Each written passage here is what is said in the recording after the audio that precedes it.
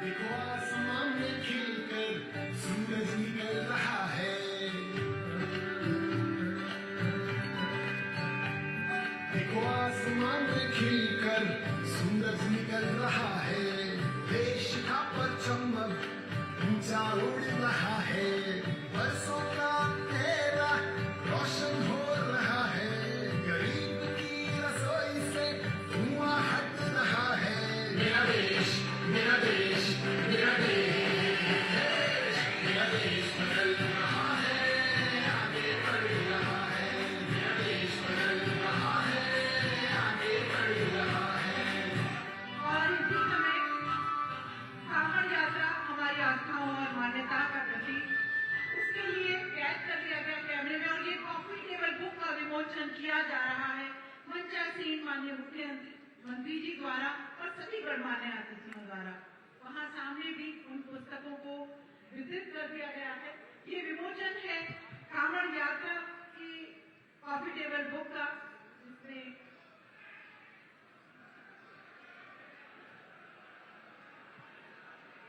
सभी से निवेदन है कि स्थान ग्रहण कर लें और अब वो समय है जबकि इंतजार के पल समाप्त होने जा रहे हैं। वो व्यक्तित्व जिसकी अद्भुत प्रशासनिक क्षमता ने विश्व को भी चकित कर दिया, जिनका व्यक्तित्व और कृतित्व शोध का विषय है, ऐसे जननायक, शांति और समृद्धि के भागीरथ माननीय मुख्यमंत्री महोदय से मैं ससम्मान निवेदन करती हूँ कि अपने उद्बोधन से इस विशाल प्रबुद्ध वर्ग को कृतार्थ करें।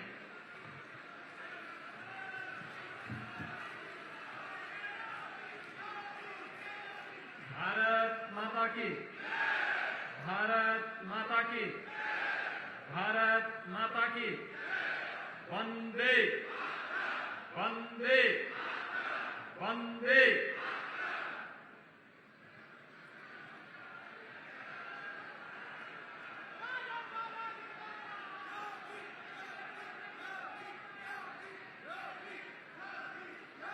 जनपद गाजियाबाद के आज के इस प्रबुद्ध सम्मेलन में मंच पर उपस्थित केंद्रीय मंत्री और गाजियाबाद के लोकप्रिय सांसद general doctor VK Singh ji, Uttar Pradesh सरकार में मेरे सहयोगी मंत्री श्री नरेंद्र कश्यप जी,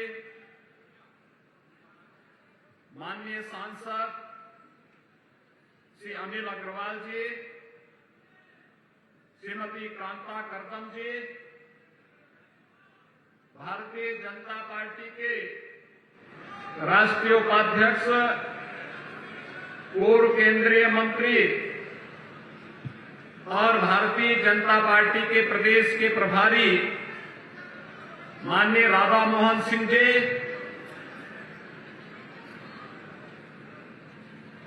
गाजियाबाद की महापौर श्रीमती आशा शर्मा जी, क्षेत्रीय अध्यक्ष श्री मोहित बेनीवाल जी, विधानसभा के माननीय सदस्य और पूर्व मंत्री श्री अतुल गर्ग जी, लोकप्रिय विधायक श्री सुनील शर्मा जी, लोकप्रिय विधायक श्री नंदकिशोर गुर्जर जी, लोकप्रिय विधायक श्री अजीत पाल त्यागी जी, जिला पंचायत के अध्यक्ष श्रीमती ममता त्यागी जी, माननीय विधायकगण श्री डॉक्टर मंजू शिवाज जी, श्री धर्मेश तोमर जी, विधान परिषद के माननीय सदस्य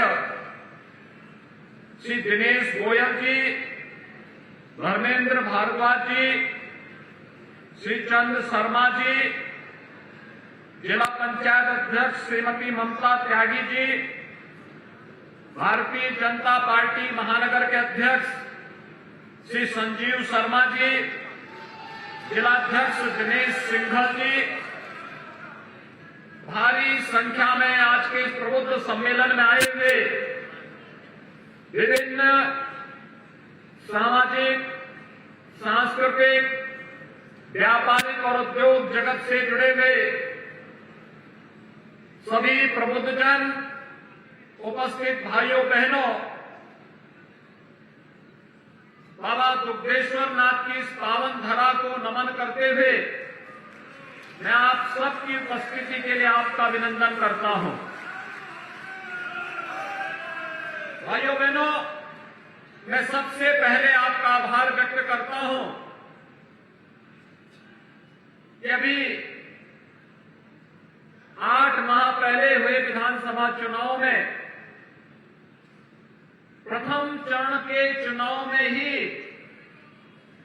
गाजियाबाद ने सभी सीटों पर कमल खिलाने का काम किया था और उस समय के सभी राजनीतिक पूर्वानुमानों को धता बताते हुए प्रधानमंत्री मोदी जी के नेतृत्व पर विश्वास व्यक्त करते हुए फिर से हमारे चारों विधायकों को यहां से चुनाव जिता करके भेजा है। मैं इसके लिए आप सबका हृदय से आभार व्यक्त करता हूं। पूरे गाजियाबाद वासियों के प्रति धन्यवाद ज्ञापित करता हूं और मैं अभिनंदन भी इस बात के लिए करता हूं गाजियाबाद के लिए कि भाइयों बहनों 2022 के भारत सरकार के स्वच्छता सर्वेक्षण में गाजियाबाद ने नंबर 1 स्थान प्राप्त किया है प्रदेश के अंदर। और भाइयों बहनों, गाजियाबाद ने देश के अंदर 12वां स्थान प्राप्त किया है। इसके लिए भी मैं आप सबको हृदय से बधाई देता हूं, आप सबके प्रति मैं अपनी शुभकामनाएं देता हूं। भाइयों बहनों, 2017 के पहले गाजियाबाद की स्थिति क्या थी? प्रदेश के सबसे गंदे शहरों में गाजियाबाद जाना जाता था और गाजियाबाद की अपनी कोई पहचान इस प्रकार की नहीं थी कि देश और दुनिया का कोई निवेशक या प्रबुद्धजन अच्छी निगाहों से देख सके। लेकिन भाइयों बहनों, 2017 के बाद जिस मजबूती के साथ गाजियाबाद ने कार्य करना प्रारंभ किया, यहां के जनप्रतिनिधियों के नेतृत्व में, प्रधानमंत्री मोदी जी के गाइडेंस में, उनके मार्गदर्शन में और प्रदेश सरकार के द्वारा बताए गए कार्यक्रमों को प्रबुद्धजनों ने, सामाजिक संगठनों ने, व्यापारिक संगठनों ने अपना समर्थन और आशीर्वाद दिया और गाजियाबाद की जनता इस पूरे अभियान के साथ जुड़ी। आज उसका परिणाम हम सबके सामने है कि गाजियाबाद एक नित नए प्रतिमान गढ़ता जा रहा है और प्रतिमान की ही कड़ी है कि आज देश का पहला 12 लेन का एक्सप्रेस हाईवे गाजियाबाद को जोड़ते हुए आगे बढ़ता है। देश की पहली रैपिड रेल अगले वर्ष प्रारंभ होने जा रही है और गाजियाबाद से होकर के जा रही है। गाजियाबाद के पास अपना एयरपोर्ट है, बेहतरीन कनेक्टिविटी है और आज इसी व्यवस्था को आगे बढ़ाने के लिए मैं स्वयं अपने जनप्रतिनिधियों के साथ में 878 करोड़ रुपए की परियोजनाओं का सौगात गाजियाबाद वासियों को देने के लिए यहां पर आया हूं। मैं इसके लिए मंच पर उपस्थित अपने सभी माननीय सांसद, माननीय विधायक, विधान परिषद सदस्य, महापौर, जिला पंचायत अध्यक्ष और सभी अन्य जनप्रतिनिधियों को हृदय से बधाई देता हूं, गाजियाबाद वासियों का अभिनंदन करता हूं। भाइयों बहनों, आज मैं प्रातः काल से ही लखनऊ से चल करके पहले दिल्ली आया और दिल्ली में आकर के मैंने 2023 की 10 से 12 फरवरी 2023 में प्रदेश के अंदर आयोजित ग्लोबल इन्वेस्टर समिट के बर्थडे मेजर का उद्घाटन किया। अनुमान करेंगे कि कितना उसके प्रति लोगों में आकर्षण है, प्रदेश के अंदर कितना आकर्षण है। आप सोचिए कि लगभग 20 देशों के राजदूत, हाई कमिश्नर और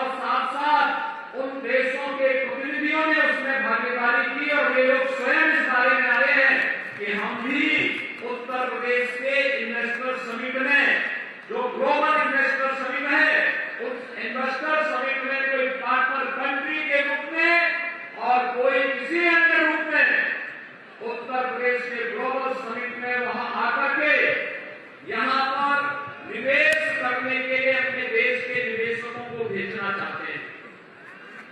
5 वर्ष में उत्तर प्रदेश की तस्वीर को बदलने के लिए जो कुछ भी आप सबके आशीर्वाद से आदरणीय प्रधानमंत्री मोदी जी के मार्गदर्शन में उत्तर प्रदेश सरकार ने प्राप्त किया है, आज उसके परिणाम आने प्रारंभ हुए। आज प्रदेश निवेश का एक अच्छा कर्तव्य बना है।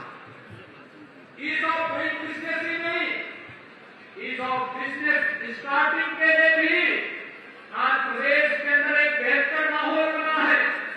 हर दुनिया का निवेशक उत्तर प्रदेश में निवेश करना चाहता है और इसका कारण है प्रदेश सरकार के द्वारा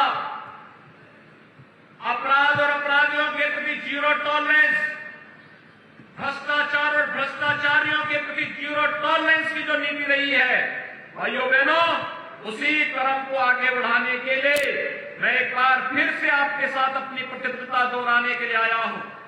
2017 के पहले उत्तर प्रदेश और पश्चिमी उत्तर प्रदेश की क्या स्थिति थी? यहां पर कुछ चंद अपराधी पेशेवर माफिया संगठित अपराधों का संचालन करते थे, आम जन का जीना हराम करते थे, व्यापारियों को व्यापार करने से रोकते थे, गुंडा टैक्स मांगते थे, कोई उद्यमी प्रदेश में निवेश नहीं करना चाहता था और कोई भी बहन और बेटी अपने आप को प्रदेश के अंदर सुरक्षित नहीं महसूस कर रही थी। लेकिन भाइयों बहनों, 2017 में आपने प्रधानमंत्री मोदी जी के आह्वान पर भारतीय जनता पार्टी को अपना आशीर्वाद दिया और आशीर्वाद देने का परिणाम आप सबके सामने है। सभी जनप्रतिनिधियों ने मेहनत की, सरकार की नीतियों को आगे बढ़ाने का योगदान दिया और परिणाम सबके सामने है। आज अपराधी प्रदेश छोड़ करके पलायन कर रहा है और जिस प्रदेश से पहले उद्यमी और व्यापारी पलायन करता था, वह वापस प्रदेश के अंदर आकर के फिर से निवेश का माहौल बना करके प्रदेश के युवाओं को प्रदेश में नौकरी और रोजगार की संभावनाओं के साथ आगे बढ़ा रहा है। मैं बार बार कहता था, उत्तर प्रदेश वो अनंत संभावनाओं वाला प्रदेश है। प्रकृति और परमात्मा के सीम कृपा उत्तर प्रदेश के अंदर है। हमारे पास दुनिया का सबसे जुझारू युवा है, प्रतिभाशाली युवा है। हमारे पास देश का सबसे और दुनिया का सबसे अच्छा प्रतिभाशाली ऊर्जावान युवा हमारे पास है। अगर हम इसको प्रदेश के अंदर मौका देंगे, इसकी प्रतिभा और इसकी ऊर्जा का लाभ प्रदेश को प्राप्त होगा। और आज जब उसे अवसर मिला है, उसने प्रदेश के विकास में अपना योगदान देना प्रारंभ किया है। जो प्रदेश पहले बीमारू प्रदेश था, आज देश की दूसरी अर्थव्यवस्था बनने की ओर अग्रसर है। ये प्रदेश की एक नई तस्वीर हम सबके सामने प्रस्तुत करती है। और इसलिए भाइयों बहनों, आज मैं आपसे कहने के लिए आया हूं, जब एक विचारधारा की सरकार होती है तो विकास तेजी के साथ आगे बढ़ता है। आज प्रदेश में डबल इंजन की सरकार है। प्रधानमंत्री मोदी जी के मार्गदर्शन में प्रदेश के अंदर हम कार्य कर रहे हैं और जब स्थानीय स्तर पर भी जनता की बुनियादी सुविधाओं के लिए, जब स्थानीय स्तर पर भी उस प्रकार की सरकारें और उस प्रकार के बोर्ड गठित हो जाते हैं, कार्य करते हैं, स्थानीय निकाय और पंचायती राज में भी समान विचारधारा के लोग रहते हैं, तो विकास तेजी के साथ आगे बढ़ता है, कई गुना आगे बढ़ता है। और भाइयों बहनों, बुलेट ट्रेन की स्पीड से विकास दिखता है और बुलेट ट्रेन की उस स्पीड को बनाने के लिए आप सबका आशीर्वाद भारतीय जनता पार्टी को चाहिए। जो लोग प्रदेश के अंदर परिवारवाद के नाम पर, जातिवाद के नाम पर प्रदेश के सामाजिक ताने बाने को छिन्न भिन्न करते थे, उनकी आत्में आज भी जा नहीं रही है, आत्में जाती नहीं है। जिन्होंने माफियाओं की सागिर्द बन करके प्रदेश की जनता को तबाह किया हो, वे कितनी भी सफाई क्यों न दें, भाइयों बहनों, उनकी वे बुरी आदतें जाएंगी नहीं। और वे आज भी वही करेंगे। जब भी उनको अवसर मिलेगा वे उन माफिया और अपराधियों को फिर से प्रदेश के अंदर अराजकता फैलाने, दंगाइयों को दंगा करने, व्यवसायिक प्रतिष्ठानों को आगजनी के हवाले करने के लिए ही उस प्रकार का माहौल देने का कुत्सित प्रयास करेंगे। लेकिन हमें कहीं भी तनिक भी उनको ये अवसर नहीं देना है। और आज जब सुबह में दिल्ली में था, मैं देख रहा था प्रदेश सरकार ने अपनी 25 सेक्टर की पॉलिसी तैयार की है। और मैं तो गाजियाबाद के और पश्चिमी उत्तर प्रदेश के हर निवेशक से कहूंगा, उन्होंने देश और दुनिया के अंदर जहां कहीं भी निवेश किया है वे उत्तर प्रदेश में आए। उत्तर प्रदेश उनके लिए एक पवन पावड़े बिछा करके, पलक पावड़े बिछा करके उनके लिए तैयार है। वे आए, हमारी पॉलिसी का लाभ लें और प्रदेश के विकास में अपना योगदान दें और हमारे युवाओं को रोजगार के साथ जोड़ करके उनके उज्जवल भविष्य को आगे बढ़ाने में अपना योगदान देंगे तो स्वाभाविक रूप से उनकी पूंजी भी बढ़ेगी और पूंजी सुरक्षित भी रहेगी। प्रदेश ने देश की सबसे अच्छी औद्योगिक नीति दी है, स्टार्टअप की सबसे अच्छी नीति दी है, टेक्सटाइल की सबसे अच्छी नीति दी है, सोलर एनर्जी की सबसे अच्छी नीति दी है और ऐसी 25 सेक्टर से जुड़ी हुई अच्छी नीतियों को लेकर के हम कार्य कर रहे हैं। भाइयों बहनों, अगर कोई एक शिक्षण संस्थान भी खोलता है वह भी हमारे लिए निवेश है। कोई एक चिकित्सालय बनाता है वह भी हमारे लिए निवेश है। कोई एक छोटा उद्यम भी लगाता है वह भी हमारे लिए निवेश है। कोई व्यक्ति कोई बारात घर भी बनाता है, कन्वेंशन सेंटर भी बनाता है, वह भी हमारे लिए एक निवेश है। और जिस भी सेक्टर में आप निवेश करेंगे प्रदेश सरकार उसका स्वागत करेगी और उसको हर प्रकार का अपना समर्थन देगी। ये वही प्रदेश है, यहां पर आपने देखा होगा उद्योग जगत से जुड़े हुए और मिशन शक्ति से जुड़े हुए कुछ महानुभावों ने अपने विचार इस मंच पर व्यक्त किए। ये वही प्रदेश है भाइयों बहनों जिस प्रदेश में बेटियां सुरक्षित नहीं थी। ये पश्चिमी उत्तर प्रदेश की स्थिति क्या हो गई थी। लेकिन भाइयों बहनों आज उत्तर प्रदेश के अंदर मिशन शक्ति जिस रूप में कार्य कर रहा है वो आपके सामने है। सेफ सिटी के रूप में प्रदेश के सभी बड़े महानगरों को लेकर के आगे बढ़ रहे हैं। और प्रदेश के अंदर आपने माहौल देखा होगा, प्रदेश के अंदर स्मार्ट सिटी के रूप में 10 सिटी का चयन हुआ था। भारत सरकार ने 10 सिटी का चयन किया, शेष 7 नगर निगमों को राज्य स्टेट स्मार्ट सिटी मिशन के अंतर्गत हम कार्य कर रहे हैं। 20,000 से अधिक गरीबों को अकेले गाजियाबाद नगर निगम के अंदर उन्हें आवास की सुविधा उपलब्ध करवाई गई। ये पहले कभी नहीं हुआ था। अमृत योजना के अंतर्गत हर घर नल की योजना शहरी क्षेत्रों में भी उपलब्ध कराया जा रहा है, तो ग्रामीण क्षेत्र में भी इस कार्यक्रम को तेजी के साथ आगे बढ़ाने का कार्य हो रहा है। और भाइयों बहनों, सुरक्षा का माहौल और आस्था का बेहतर समन्वय अगर देखना है तो फिर पश्चिमी उत्तर प्रदेश की निकलने वाली कांवड़ यात्रा उसका एक अद्भुत नमूना प्रस्तुत करता है, जो सुरक्षा और आस्था के सम्मान का बेहतरीन कॉम्बिनेशन होता है, जो हमें सुरक्षा भी प्रदान करता है और साथ साथ आस्था का सम्मान करने का भी एक नई प्रेरणा प्रदान करता है। और आज मैं आप सबको ये आश्वासन देने के लिए आया हूं। यहां पर जो प्रबुद्धजन है मैं उन सबसे ये कहूंगा कि इन्होंने गाजियाबाद को गाजियाबाद के रूप में फिर से पहचान देने में राज्य सरकार और केंद्र सरकार के साथ अपना योगदान दिया। निरंतर उनका आशीर्वाद प्राप्त हुआ है। वे समाज के ओपिनियन मेकर हैं। प्रदेश के बारे में एक परसेप्शन को बदलने में उन्होंने योगदान दिया है और इस परसेप्शन को तेजी के साथ आगे बढ़ाने, प्रदेश निवेश का बेहतरीन गंतव्य के रूप में आगे बढ़ सके, प्रधानमंत्री मोदी जी के विजन के अनुरूप हम उत्तर प्रदेश को देश की सबसे बड़ी अर्थव्यवस्था के रूप में स्थापित करने में सफल हो सके, इस दिशा में आप सबका योगदान अत्यंत महत्वपूर्ण होगा।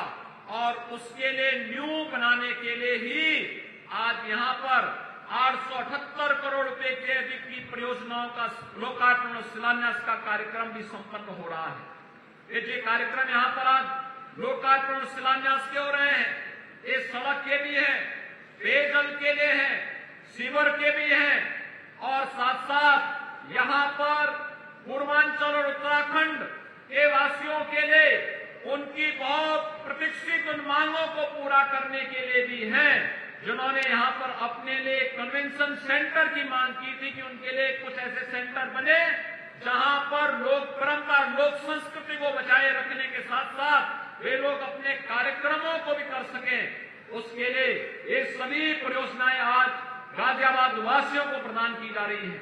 मैं भाइयों बहनों आप सबको इस बात के लिए आश्वस्त करना चाहता हूं कि प्रदेश सरकार जिस मजबूती के साथ डबल इंजन की रफ्तार से कार्य कर रही है, डबल इंजन की सरकार को ट्रिपल इंजन के रूप में भी कार्य करने के लिए आपने आशीर्वाद बराबर दिया है और उसके लिए मैं आपका आह्वान करूंगा, अभी से माहौल तैयार करिए। आने वाले 5 वर्ष के अंदर प्रदेश के नगरीय क्षेत्रों की व्यवस्था को कितना बेहतर बुनियादी सुविधाओं से युक्त किया जाए, इसके लिए अभी से माहौल बनाने की आवश्यकता है। अच्छी व्यवस्था हो, जनता को बुनियादी सुविधाएं और आसानी से प्राप्त हो सके। हर घर नल की योजना, स्ट्रीट लाइट की व्यवस्था आपने देखी होगी। पहले हेलोजन बेतरतीब होते थे, कोई पीला होता था, कोई नीला होता था, कोई सफेद होता था, कोई कैसे जलता था, कहीं जलता ही नहीं था। आज आप देखते होंगे स्ट्रीट लाइट एक जैसी एलईडी स्ट्रीट लाइट के रूप में पूरे नगर दिखाई देते हैं और नगर की शोभा को भी बढ़ाता है, कम बिजली खर्च भी करता है, कार्बन उत्सर्जन भी उसके माध्यम से कार्बन उत्सर्जन भी नहीं होता है और साथ साथ नगर की शोभा भी बढ़ती है। और भाइयों बहनों, ये जितनी भी एलईडी स्ट्रीट लाइट लगाई गई हैं, यह न स्थानीय निकाय ने इसके लिए पैसा खर्च किया, न राज्य सरकार ने पैसा किया। ये हम लोगों ने एक समझौते के तहत कहा कि वे जितना हमारा बिजली पे खर्च होता है, एलईडी स्ट्रीट लाइट लगाने के बाद जो बचत होगा, उस बचत के पैसे से वो कंपनी इसको लगाएगी। अतिरिक्त पैसा एक भी भुगतान न स्थानीय निकाय देती है और न राज्य सरकार ने उसको दिया है। यानी आम की आम और गुठली के भी दाम, ये काम अगर कहीं हुआ है तो ये एलईडी स्ट्रीट लाइट के रूप में आपको सर्वत्र जो देखने को मिलती है, ये उसका एक मॉडल है जो प्रधानमंत्री मोदी जी के मार्गदर्शन में ईएसएल ने उसको प्रदेश के नगर निकायों के अंदर दिया है।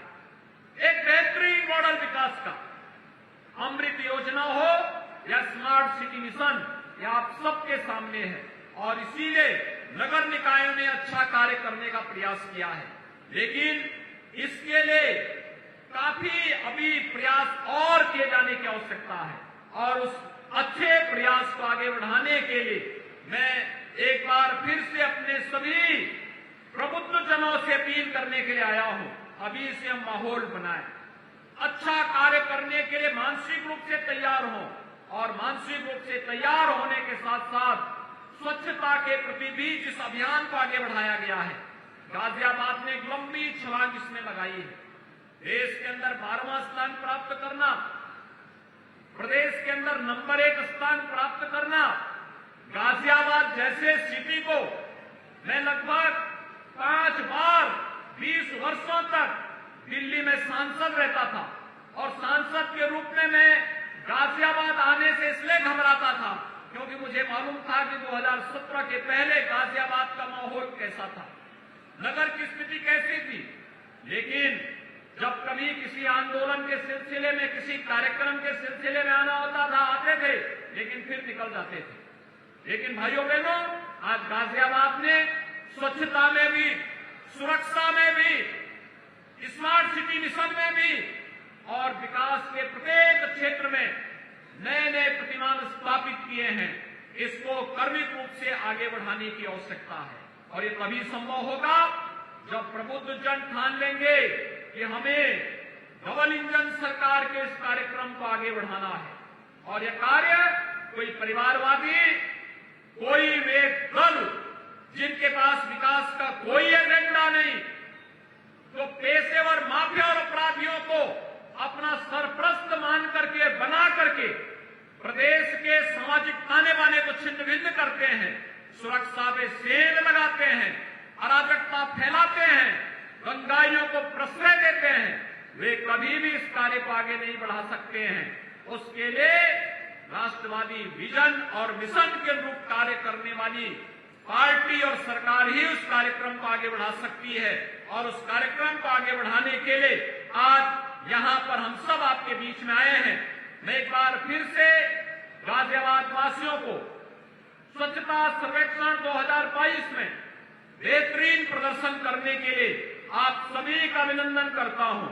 आज 178 करोड़ रुपए की इन परियोजनाओं के लिए आप सबको बधाई देता हूं।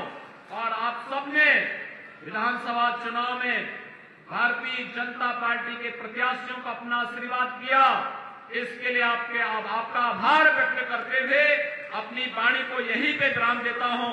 धन्यवाद। जय हिंद।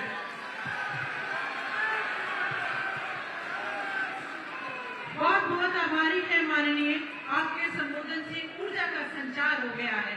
धन्यवाद ज्ञापन के लिए मैं सादर आमंत्रित कर रही